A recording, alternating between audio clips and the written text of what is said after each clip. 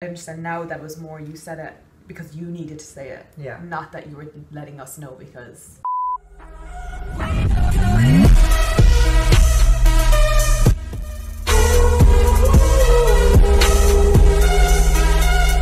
Hey everyone, welcome back to my channel. So today's video is very special. So not only do I have a very special guest on with me today, everyone shout out to Yasmin.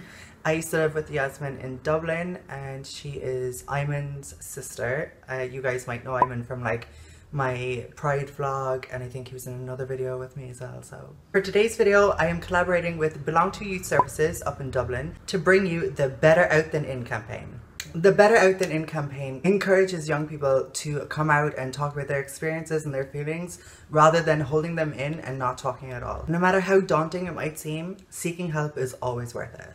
So today we're going to be talking about when I came out to Yasmin and her brother Ayman. Myself and Yasmin lived together for about a year up in Dublin just before I came out as transgender, and we became very, very close, and I now consider her like one of my best friends. She's like a sister to me. So I remember being upstairs in my bedroom. Yasmin and Ayman were downstairs watching something on the laptop, and I had just had enough. I had had a really crazy summer where I was drinking, I was using drugs. I remember feeling really anxious and really nervous about saying this to Ayman and Yasmin, that, you know, I think I might be transgender. And because the only people that I talked to was Chloe, my sister, and my mom, I was just thinking, like, what if they think I'm a freak? What if they don't accept it? What if they don't even believe me? Even though I thought they might have a clue, because in like, during the summer, really, I think it was mainly in the summer, I was going out dressed up in drag a lot. So I had my alter ego, Brittany, and I literally just lived vicariously like through her. Brittany was really a way for me to express my feminine side and to really kind of like emulate what I felt on the inside, you know? And like, I wasn't even performing or anything, I was just going out dressed up in drag. But I was still nervous because in my head I felt like you had come from quite a religious background. You know, you were brought up in a very Catholic household. You know what? They reacted as most best friends would, and they just said, you know what, we still accept you. Also, I remember you clearly saying like we kind of knew. Yeah. I don't know if that was you or Ayman. Yeah. But I think it was the whole Britney thing anyway. Yeah. I think that really it wasn't gave a it big away. shock. Like, No. Yeah. I didn't know, but it wasn't like, oh my god, what? Yeah. Like, it wasn't a shock. Like, Yeah. it was just okay. Like, as in, Yeah, and I think that was where I was kind of worried that there would be an overreaction, or that there would be a, you know, I don't know. I didn't know what to expect, really. You know, it was kind of scary. Like, definitely, like, after I said it to you, like, I felt like there was a weight lifted off my shoulders. So, like, I can't express to you how good it felt to get that off my chest, and to actually just tell one person, or two people in my case, just to sit them down and say, you know what, I think I'm transgender. Like, I feel like I want to go through with this, and, you know, I want people to start calling me a girl. In my head, I felt like that would aid how I was feeling on the inside. Just knowing that two of my best friends, people who I hung out with a lot, knew what I was about to be going through and what I was going through, just made things so much easier. Like, I was able to just be free in myself. The minute I told them, like, I literally stopped doing drugs. So all of that really did ease up, and I felt so good about myself. Even though I was walking around with a fucking wig, like, on, like, you felt better about yourself. I felt better, yeah, to be able to present as a feminine person rather than trying to be something that I wasn't. So Yasmin, how did you feel that I had confided in you? I was kind of shocked because obviously we only knew each other, even though we lived, like, we only knew each other for a short amount of time, but because we lived together, we were really close. Like, we got really, really, like, around each other every day, obviously, because we were both so lazy and never left the house. When you told us, I thought you weren't really telling me. Well, even though I was there, I thought it was more just because we lived together and Ayman was there. But then, obviously, when you said it, I was just like, okay. It's not like if someone tells me they're gay or someone tells me whatever, it's just like, okay, I feel bad because I feel like you shouldn't have to tell someone.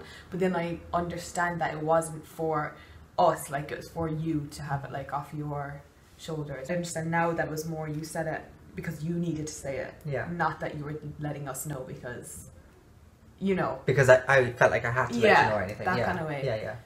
So at the time when you said, I was like, obviously it was a shock, but obviously you did the whole drag thing for a while, so that made it less of a shock. Yeah. And then I was just, obviously I was okay with it, I was fine with it. Yeah, yeah. Yeah, but then I suppose the only one thing that came into my mind was, oh god, if this actually happens, like, the Jamie I knew will be gone and that it will be someone else. But that was the only one thing that I kind of like, I didn't say it because obviously I wasn't going to say it, like, but it's the one thing in the back of your head, you're like, oh, so this one person that I only ever got to know as Jamie the boy now will be gone, and it's going to be a whole different personality, a whole different person. But that wasn't the case at all. And I think that's funny because I've heard a lot of different people say that. I know that to be other people's experiences of people coming out as trans, that they're afraid that they're going to lose that person, but in reality you're not losing that person. Like, that person might change for the better, like they're going to be a freer person. So how do you feel that you and Iman were like the first people outside of my family that I opened up to and confided in? Well, obviously happy, because that meant that you considered me like really close to you, which I like. But yeah, and good, because it'd be horrible if you confided in someone and they weren't accepting. So the fact that we were so like comforting to you or like supportive, that's good, because that's what you needed. Yeah, I did need that. Like, obviously, like you said, I come from a very like Catholic family, but not crazy Catholic, but just you know, like my family would be quite religious, but I never would have like witnessed anything like, you know, like gay clubs or anything like that until I moved to Dublin. You like opened up this whole world to me, and I was like, what the hell? Like, there's so many people out there that, you know, it's just so normal, and it's not that I ever had anything against it, but it was just like, we're from a small little country. Like there's no, it's not like that. So I think if I was living at home still and someone walked in and was like, I'm trans, I'd be a bit more shocked. But the fact that I'd been opened up to this whole community like for a year, and I got to know so many people and some really good friends and stuff, obviously it was like, it was so normal. Like, it wasn't nothing, and it should be normal anyway. How did you feel like about our relationship after I come out? Like, do you think it affected anything? As you said before, like, you felt that maybe like you'd lose the Jamie that you knew, but how do you think things progressed? At the start, I feel it was kind of up in the air. Like, I didn't know what to say. You know, like initially when you said I'm trans, whatever, it was like, oh, that's fine, we had a big talk or whatever.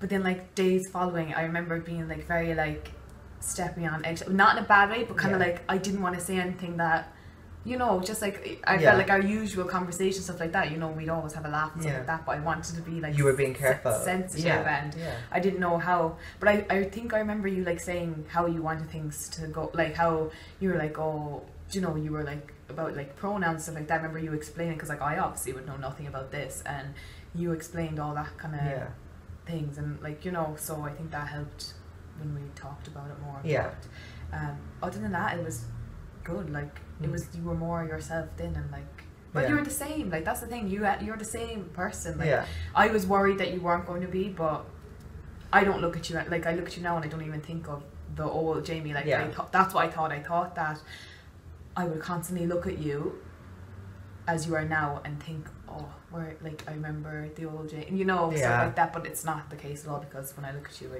you are who I see. Like, you are Jamie. So going into the future, if someone came out to you now as LGBT plus, like, what would your reaction be? What would you tell them to do? It depends. So obviously the situation depends. Like, if it was someone I knew and they were comfortable and they, you know, they already had spoken to their family and they were just telling me, I would be like, okay, like, that doesn't change our relationship or anything like that. But then if it was someone who maybe was like looking for something, like was reaching out because they literally had nowhere to turn or whatever, I would talk to them, obviously, what I can do, but I would urge them to go and talk to someone else, talk to their family if they can, or talk to someone who is in a similar position maybe, because like when it comes to anything like that, it's better to speak out than to not say anything at all. That's so true.